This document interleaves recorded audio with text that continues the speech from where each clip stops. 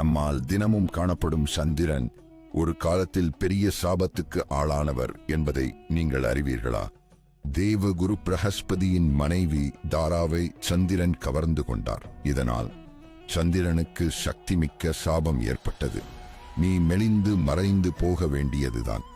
சந்திரன் மிகவும் பயந்தார். அவர் நேராக சிவபெருமானை தேடி கைலாயத்திற்கு போனார். அங்கே கண்ணீர் வழிந்தபடியே தவம் செய்து வேண்டினார்.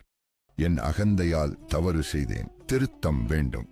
பரமசிவன் கருணை கொண்டவர். அவர் சொல்லினார், நீ செய்த தவறுதான். ஆனால் நீ தவம் செய்த நியாயத்துக்காக உன்னில் ஒரு பகுதியை என் தலையில் வைத்துக் கொள்கிறேன். அதனால்தான் நம்மால் காணப்படும் சிவபெருமான் திருவுருவங்களில் சந்திரன் தலையில் இடம்பெற்றிருப்பார்.